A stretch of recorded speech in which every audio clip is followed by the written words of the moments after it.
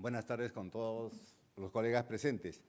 De verdad para mí es un honor dirigirme a ustedes porque creo que es la primera ocasión que vengo a un encuentro de jueces civiles. Tengo la pasión por el derecho civil y cómo no haberme enterado más antes para haber reclamado que haber venido acá.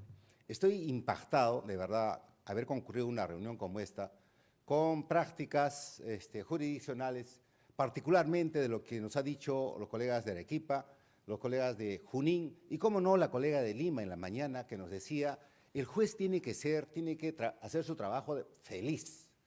Me hace recordar a Carlos Fernández Cesarego, profesor sanmarquino, en el año 2000, cuando se iniciaban los concursos para el Consejo Nacional de Magistratura, y entonces el Poder Judicial convocó a los juristas eminentes en ese tiempo y le preguntaron diciendo cuál debería ser el perfil de un juez, cómo debería ser un juez ideal. Y Carlos Fernández Cesarego, en un auditorium así, que estaba repleto en el Colegio de Abogados acá en Lima, y puso como ejemplo a Maradona. Todos lo conocemos a Maradona, ¿no? Al menos de mi tiempo. Hoy en día sería Messi, ¿no? ¿Qué es lo que hace Maradona? Maradona lo que hace es jugar al fútbol y gana plata con eso. ¿Qué es lo que está haciendo? Hace lo que da la gana a él. Y como hace lo que da la gana y encima le pagan, qué feliz ese hombre. Y creo que deberíamos hacer eso.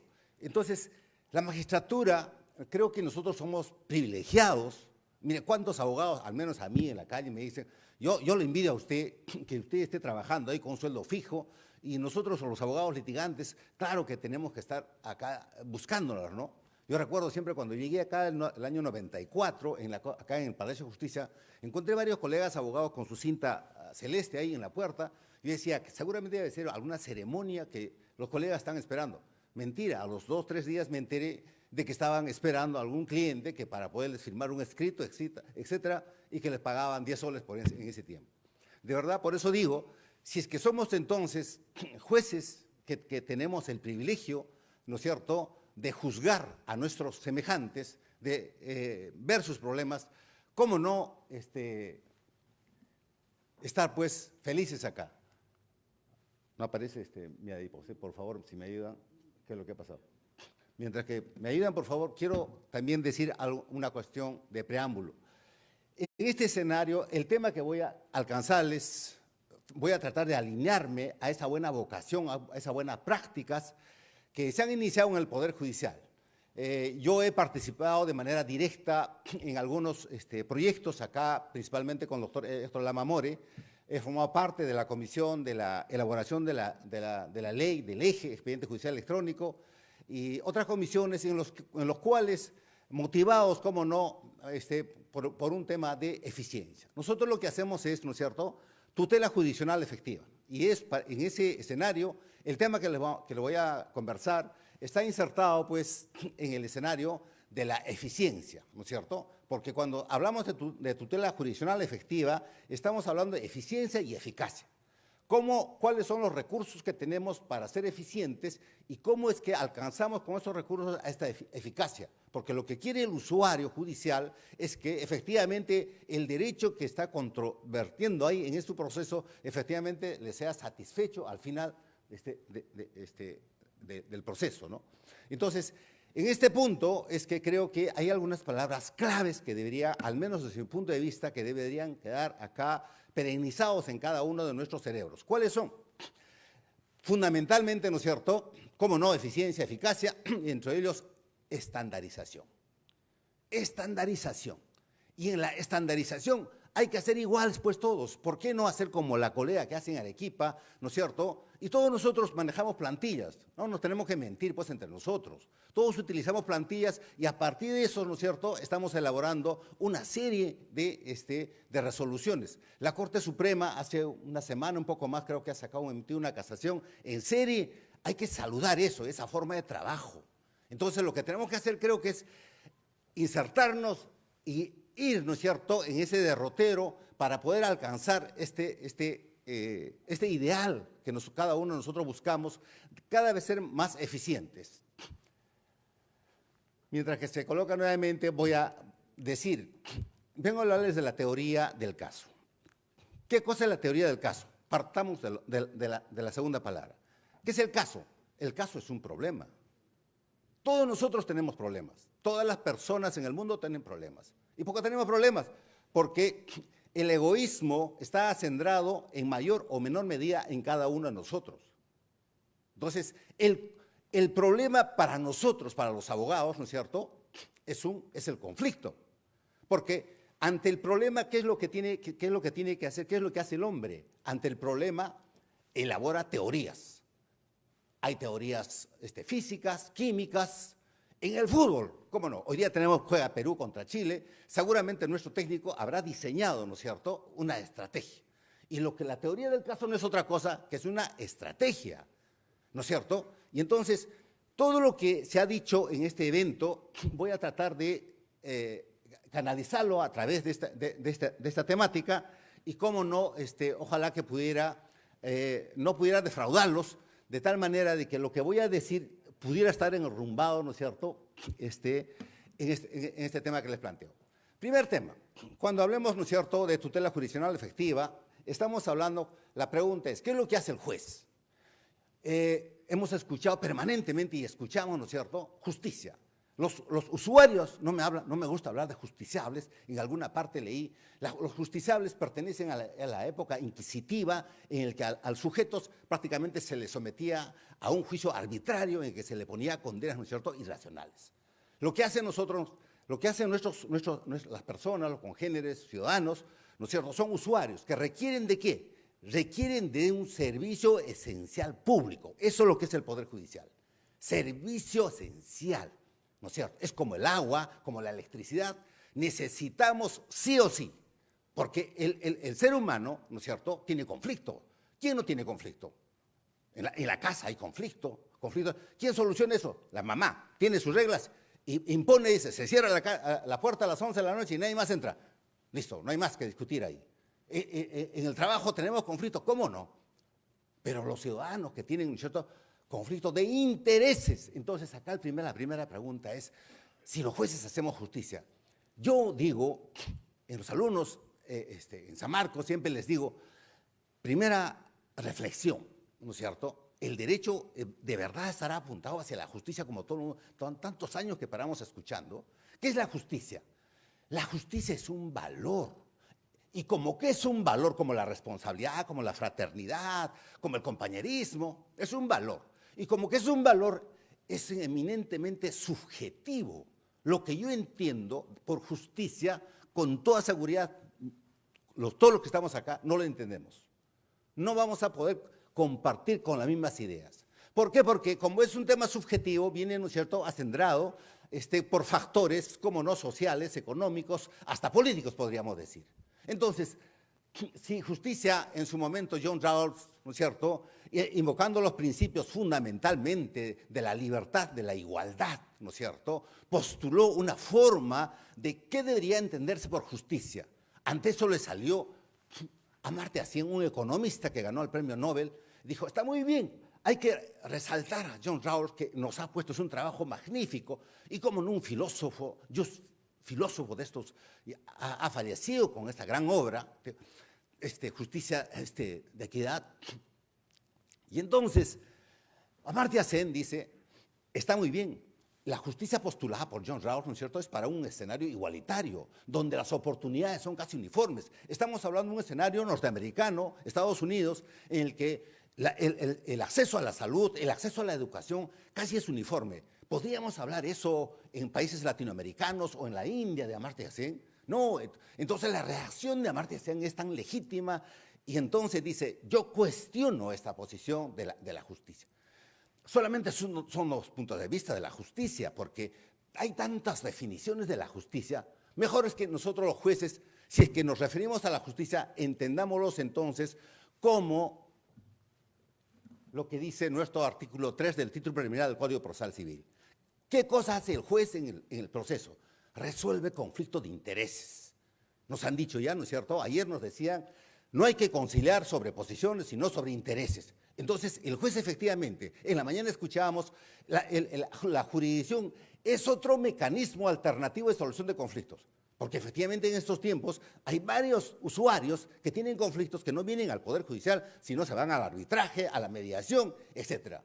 ¿Quiénes vienen? Los que no tienen dinero. Bueno, pues hay que enfrascarnos ante jueces que no están muy capacitados, Acá, hace como 3, 4 años atrás, un profesor de la Universidad Católica, a magistrados supremos, así sentados en primera mesa, les dijo, oye, los jueces y los abogados, fiscales y jueces que hacen en el Perú de esta función son abogados mediocres. Así, se dirigió un profesor.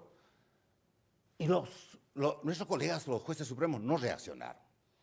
Entonces, pero eso nosotros podemos permitir de ninguna manera. Tenemos que demostrarlo. ¿Cómo? Eficiencia. Y entonces, acá creo que está insertado nuestro trabajo.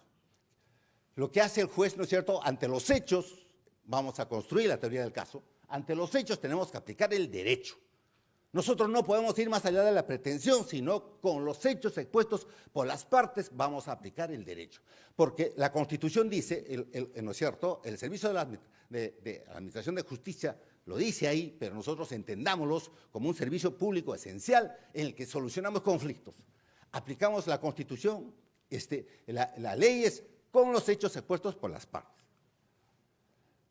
Entonces, ¿cuáles son las herramientas, los métodos bajo los cuales nosotros trabajamos? 2 métodos, el silogismo, ¿no es cierto?, y el juicio de ponderación. El juicio de ponderación para asuntos difíciles, recordemos el caso pues de los años 90, una periodista que difundió en Canal Abierta las intimidades de una actriz, ¿no es cierto?, que se ganaba la vida en su forma de ser. Y fue cuestionado, el Tribunal Constitucional declaró fundada la demanda de amparo. Pero son rarísimos esos casos. Yo he trabajado en el Cusco como juez, ahora es colega nuestro, ¿no es cierto?, con un invidente, postuló al Consejo Nacional de Magistratura como fiscal. Y siempre recuerdo al doctor Aníbal Torres, lo cito, porque él vino a la sala, nos emplazó a los 3 jueces ahí y nos dijo, ustedes vayan a sentarse allá y nosotros estamos de más. ¿Cómo es que un ciego va a ser de fiscal? ¿Cómo va a hacer el levantamiento de cadáver? No sé cuántas diligencias. Están locos ustedes. Y nosotros simplemente, y es la primera vez en el que habla fue el ponente, y descubrimos por ahí en Brasil, en Colombia, ya se aplicaba ya, ¿no es cierto?, la teoría de los ajustes razonables. Hay que equilibrar, ¿no es cierto? Hay alguien que está en desigualdad. Bueno, pues lo que nosotros hacemos eso es, por ejemplo, hablamos de los medios de prueba. Bueno, tratemos de promover, ¿no es cierto?, que efectivamente que el asunto, el conflicto se resuelva de la mejor manera. Entonces, estos asuntos se ven por este método de trabajo. Pero lo más sencillo, el 99%, todos usamos, ¿no es cierto?, el silogismo judicial. ¿Qué es lo que hacemos? Simplemente los hechos que están expuestos por las partes, en la estructura básica de la norma que nos han enseñado, creo que desde el primer año de la facultad, ¿no es cierto?, la estructura de la norma, supuesto de hecho, consecuencia jurídica. Si están los hechos expuestos por las partes en el supuesto de hecho, muy bien, pues aplíquele la consecuencia. Entonces, creo que todos resolvemos ahí, pero acá va a haber algunos problemas de repente en su momento. Por citar, se me ocurre decir acá, si estamos en un proceso de mejor derecho de propiedad, tendremos que aplicar el 1135 o el 2022. Dependerá, ¿no es cierto?, si es en el 1135, si es que es del mismo, si el conflicto que se genera en mejor derecho de propiedad proviene del mismo transferente. Si no lo es, tendremos que aplicar, ¿no es cierto?, el 2022. Entonces, ahí tenemos algunos parámetros, algunas formas, ¿no es cierto?, de actuación. Entonces, ahora sí, un poco que nos metemos ya a la teoría del caso, porque lo que estaba diciendo ya, la teoría del caso, como el caso es un problema, entonces, a ese problema hay que implementarle una teoría. Y la teoría lo hacen los abogados, los juristas, y cómo no, los jueces. En buena cuenta, estimados colegas, la teoría del caso lo hacen las partes y también lo hace el juez. ¿Y por qué hace el juez? Porque finalmente es la teoría, porque hay tantas, vamos a ver seguidamente, ¿no es cierto?, hay tantas teorías que están fluyendo ahí, pero para el caso concreto que está en materia de litigio, las partes van a venir, ¿no es cierto?, con su afirmación, con su punto de vista. Tiene un petitorio, el 424 del Código Procesal Civil, numeral 4, o creo que dice petitorio, y también con los hechos. Ahí vamos a recoger y vamos a encontrar, muy bien, la parte tiene que venir a decirme, ¿no es cierto?, qué cosa es lo que le aqueja. Entonces, Si es que nosotros verificamos los hechos ya, empecemos a construir qué cosa es una teoría del caso. Entonces, por teoría vamos a entender, ¿no es cierto?, a un conjunto, ¿no es cierto?, de enunciados interrelacionados que van a definir, describir, ¿no es cierto?, relacionar, ¿qué cosa? Fenómenos, ¿no es cierto?, de interés de cada uno de nosotros. Porque en la física, en la química, en cualquier saber del ser humano, estamos ensayando teorías de cómo deberíamos solucionar un problema. Hay una enfermedad, los médicos empiezan a estudiar entonces, ante esto, ¿cómo voy a solucionar? Entonces, para nosotros tenemos que construir, ¿no es cierto?, la teoría del caso desde la perspectiva del conflicto. Entonces, al conflicto tenemos que aplicarle, ¿no es cierto?, en esta suerte de separación, teoría del caso. El caso son los hechos, la teoría es la parte jurídica, como vamos a ver seguidamente. Me va a ganar el tiempo, así es que vamos a ir avanzando. ¿Qué cosa es, no es cierto?, la teoría del caso? Es una narración, ¿no es cierto? Es un hecho ocurrido en la realidad. Y para eso, el que afirma los hechos tiene que venir a decirnos, ¿no es cierto?, tiene que hacer una exposición, ¿no es cierto?, en el lugar, en el momento, quiénes lo hicieron, y tiene que ser coherente, lógica, pero tiene que convencernos. Yo soy abogado de una de las partes, entonces yo como abogado estoy haciendo mi teoría del caso y tengo que llevarla ante el juez que lo voy a convencer con lo que le voy a decir, ¿no? Entonces acá entramos ya de pleno, que es la teoría del caso conjuga dos elementos. Una parte, ¿no es cierto?, el caso, que es el problema, la realidad de los hechos. Está en el 424, numeral 5, demandante. Usted cuando expone su demanda tiene que decirnos los hechos, si no yo no me niego a resolver, ¿no es cierto?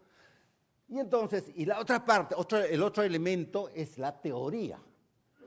¿Qué es la teoría? Como estamos diciendo los abogados, tanto demandante, demandado, y como no el juez, cuando va a tener su teoría. ¿Por qué el juez? Creo que me había quedado en esa parte. ¿Por qué es que el juez tiene su teoría del caso? Porque nuestras decisiones, ¿no es cierto?, son solucionados o son controlados a través del sistema de recursos. Y como somos seres humanos, es probable que nos vamos a tener que equivocar y entonces para eso están los recursos y entonces nuestra teoría del caso van a tener que revisarlo en la instancia pertinente. No me gusta hablar de superior, ¿no es cierto?, de los supremos menos porque son otro nivel. Nosotros simplemente somos tan terrenales y entonces nos manejamos de esa manera. Entonces, tenemos los hechos y tenemos la teoría, ¿no es cierto?, como ya hemos dicho ya cuáles son los métodos que utilizamos los jueces. Método de subsunción o la adecuación, donde está, ¿no es cierto?, la premisa mayor, ¿no es cierto?, el supuesto de hecho, y la premisa menor, ¿qué es lo que está ocurriendo en la realidad? Si estos hechos que están ocurriendo en la realidad, ¿no es cierto?, calzan con el supuesto de hecho, muy bien, aplico, ¿no es cierto?, la teoría que estoy postulando. Vamos avanzando, vamos avanzando. Hay algunos principios acá, ¿no es cierto?, en esta materia, en este tema que traigo. Decía yo, la teoría del caso es un tema estratégico, es una estrategia. El proceso mismo, yo le he escuchado hablar mucho a los procesalistas, de decir, cuando entramos a un proceso, ¿no es cierto?, es un tema de estrategia en el que las partes, ¿no es cierto?, miden sus capacidades. En la jurisdicción norteamericana siempre escuchamos y nos dicen, nos cuentan, ningún abogado puede llevar ningún proceso ante el juez si es que no sabe que va a ganar. Porque los abogados allá se contratan y se obligan, ¿no es cierto?, por resultados y no de medios. En el Perú, ¿qué dicen cuando nosotros hemos estudiado en derecho de obligaciones? Clasificación de obligaciones. Una de las formas de la clasificación, medios, resultados. El abogado peruano dice, yo voy a tratar de que tu asunto, ¿no es cierto?, que el juez nos atienda. En la justicia americana no lo es. Porque ahí dice, voy a analizar tu caso y como yo sé derecho, voy a revisar la jurisprudencia, particularmente porque se resuelve a través de los precedentes, y le dice al usuario, no es posible, mejor yo no tomo tu caso y listo, págame las horas que he invertido en atenderte y ya, chao. En el Perú no ocurre eso, dice, no, yo voy a tratar. Y cuando pierde, dice, no, el juez seguramente no sabe derecho o alguna irregularidad ha pasado por ahí. ¿No es cierto? Entonces, acá, como es un tema, la teoría del caso es un tema estratégico, tenemos que preguntarnos, ¿no es cierto? Si me conozco a mí mismo, nuestra colega en la mañana nos decía, oiga, tienes que ser, tienes que saberte pues quién eres, ¿no? Segundo lugar, conoce a tu contraparte. Y en estas dos variables, ¿no es cierto?, tienes que conocer, así como en el FODA, ¿no es cierto?, cuántas hemos hecho ejercicios, ¿no es cierto?, de nuestras fortalezas y nuestras debilidades. El abogado tiene que ser consciente de cuál es su capacidad para poder postular como viable esa pretensión, ¿no es cierto?, procesal, si efectivamente va a tener éxito o no va a tener éxito. Porque si es que no lo tiene, ¿para qué voy a ir ante el juez para ir a perder? Y también tiene que revisarse y decir, oye, ¿cuáles son mis debilidades? Esta parte, mejor voy a acudir ante un colega. Va a decirle, Juan, tú que eres mi colega, ayúdame en esto. ¿Cómo lo ves tú? ¿Tú crees que podría hacerlo o no? El colega sí le va a decir, mira, creo que debías revisar esto, el otro, etcétera, ¿no es cierto? Estamos ahí franqueándonos con nosotros mismos. Conócete a ti, y esta parte, la última variable.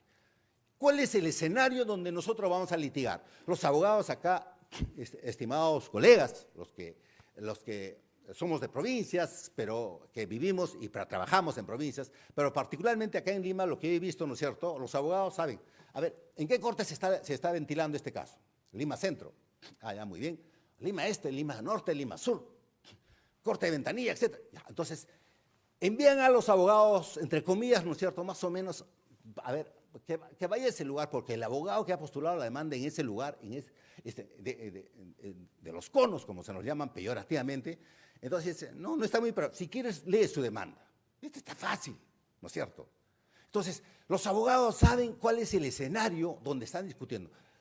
Inclusive, se dan el trabajo, ¿no es cierto?, de revisar la jurisprudencia de ese juez, cómo ha resuelto en anteriores ocasiones.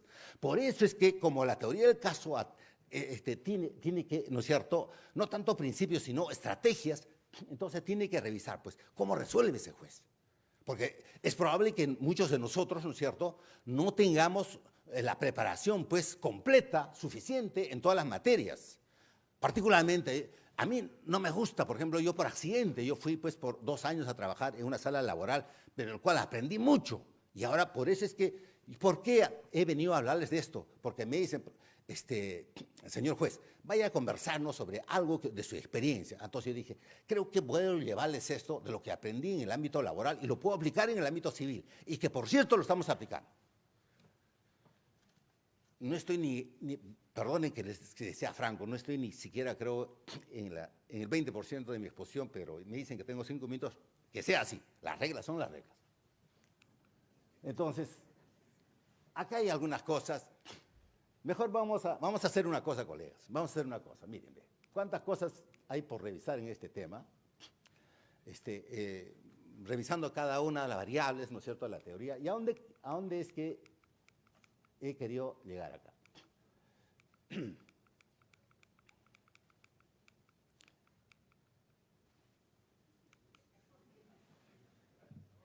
Cuando he traído se me ha ocurrido traer este tema, ¿no es cierto? Quiero llegar con ustedes, por supuesto, ¿no es cierto?, a ponerlo en práctica. Por eso es que en una parte decía yo, si es que la teoría del caso, ¿no es cierto?, es aplicable al ámbito civil o solamente, pues, es algo irreal, una aspiración. Porque miren, en el ámbito penal, en el ámbito laboral, lo están haciendo. Y lo que tenemos que hacer, yo tengo que confesarles una cosa a ustedes. Yo toda mi vida me he copiado, pero claro que he citado, pues, de dónde me estoy copiando. Y lo que tengo que hacer, por ejemplo, ahora, yo aprendí muchas cosas de acá, yo me voy a copiar lo que está haciendo nuestra colega de Arequipa. Mira, esa escuela de criterios que están haciendo en Junín, hay que copiarnos, estimados colegas. Entonces, cuando digo que postulemos, ¿no es cierto?, la teoría del caso para aplicarlo de manera horizontal, pero entonces ahí la preocupación viene, pues, la política jurisdiccional. El doctor Ramiro Bustamante está haciendo una gran cosa. ¿Por qué? Yo les digo con experiencia, el doctor Lamamora empezó esto, ¿no es cierto?, y lo está continuando ahora el doctor Ramiro Bustamante. En buena hora, en buena hora. Y entonces, creo que este tema que les estoy diciendo, podríamos trabajarlo, ¿no es cierto? A ver, se me ha ocurrido, he escogido de cada uno de los tipos de procesos que tenemos, de un sumarísimo, de un abreviado y de un conocimiento. Entonces, en proceso sumarísimo, ¿cuál es el mayor conflicto que existe? Existe pues el tema del desalojo y, como no, el tema de este pago de dinero, pero yo particularmente lo que veo es esto, ¿no? ¿Cuál es el debate acá? Uno, hay varias, y al menos para la teoría del caso, porque estamos diciendo, son los hechos, ¿no es cierto? Ante los hechos expuestos por las partes, tengo que construir, ¿no es cierto? No me gusta, hemos aprendido ya, la norma es el significado, ¿no es cierto?, del enunciado, de la disposición que está contenido en una descripción, ¿no es cierto?, normativa. Entonces, en el artículo 911 dice, es precario aquel que no tiene título o que habiendo tenido un título, ¿no es cierto?, ha fenecido. Ante esa situación, lo que en su demanda tiene que decirnos el demandante: señor juez, vengo donde usted, le cuento que yo soy propietario y y acredito con la copia literal de la partida registral de mi propiedad. Resulta de que el demandado no tiene ningún título, por un lado, pero para el caso que estoy planteando, ¿no es cierto?, en otro proceso, viene y dice: acredito porque el 586, creo, del Código Procesal Civil nos dice, en el proceso de desalojo tiene que verificarse, ¿no es cierto?, la legitimación, tanto de la parte demandante como de la parte demandada. Entonces, el demandante le narra en su demanda y dice: yo soy propietario, acredito con mi partida registral, y la otra parte ha tenido un título. ¿Cuál era el título? Corrientemente, en la corte donde yo trabajo, Lima Norte, toda la zona norte se ha urbanizado. Entonces, los inversionistas, empresarios, estos, han lotizado y han empezado a vender por lotes sin la habilitación urbana. Entonces, los compradores, entre comillas, se han enterado diciendo de que ni siquiera es propietario porque recién está tramitando su propiedad, pero en cuestión desconocen a la partida registral, etcétera, y dejan de pagar. ¿Qué es lo que hace el demandante o el vendedor? Como en el contrato existe una cláusula resolutoria expresa, ¿no es cierto?, le cursa la carta notarial y le da por fenecida el título de comprador que tenía. Ante eso, como ha operado la resolución de contrato en la vía extrajudicial, ¿a qué viene ante el juez? Viene con una demanda de desalojo. Entonces, en este tema hay que discutir. ¿Qué cosa se discute?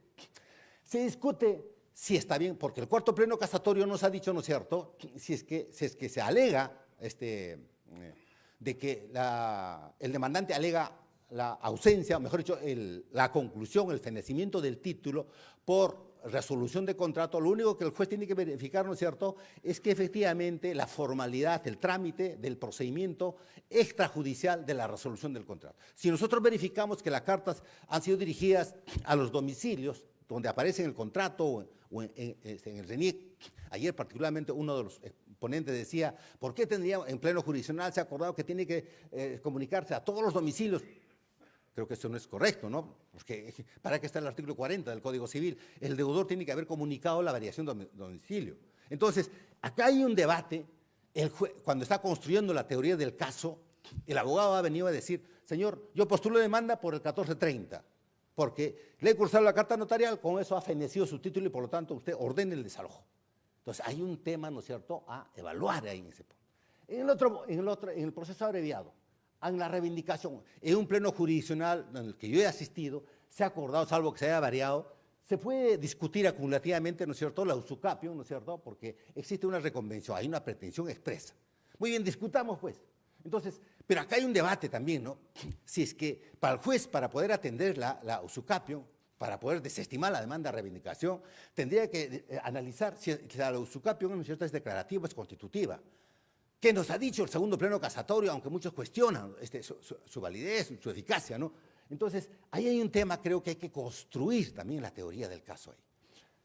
Finalmente, en el proceso de conocimiento, es ordinario también la nulidad del acto jurídico. Por ejemplo, se me ha ocurrido incluir acá el asunto discutido en el octavo pleno casatorio, la disposición de bienes conyugales. Un debate arduo, 9 jueces, 5 jueces a favor de la nulidad y solamente, mejor dicho, 4 en oposición diciendo que es ineficaz este tema.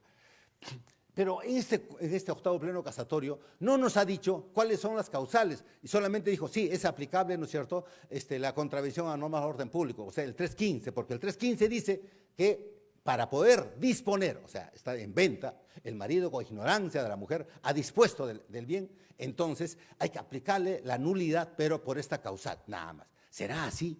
¿No será, tendríamos que evaluar, por ejemplo, la falta de manifestación de voluntad, porque el 315 nos está diciendo una voluntad copulada?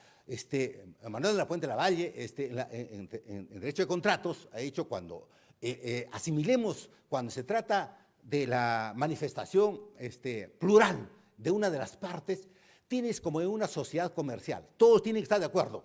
Entonces, en este caso, marido y mujer tienen que haber, ¿no es cierto?, previamente haberse puesto de acuerdo para poder disponer del bien. Si no existe eso, por eso es que, al menos yo, recuso desde todo punto de vista la teoría de la ineficacia que se ha postulado en ese pleno casatorio, en el que se dice, no, que puede ratificar. Yo siempre les he dicho así en eventos académicos, ¿ustedes han visto en algún proceso que la mujer haya ido, sí, señor, voy a ratificar lo que mi marido se lo ha vendido? Jamás.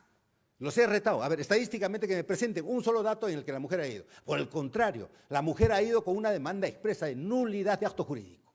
Y pues, desde un punto de vista, la nulidad es un remedio, ¿no es cierto?, y tan valioso que efectivamente corta de raíz, ¿no es cierto?, esa anomalía que se ha producido, porque está afectando al patrimonio conyugal. Y en fin, estimados colegas, esto es lo que yo quería decirles. Tenía tanto que decirles, pero el tiempo es bastante breve y hay que respetar las reglas. Gracias por escuchar.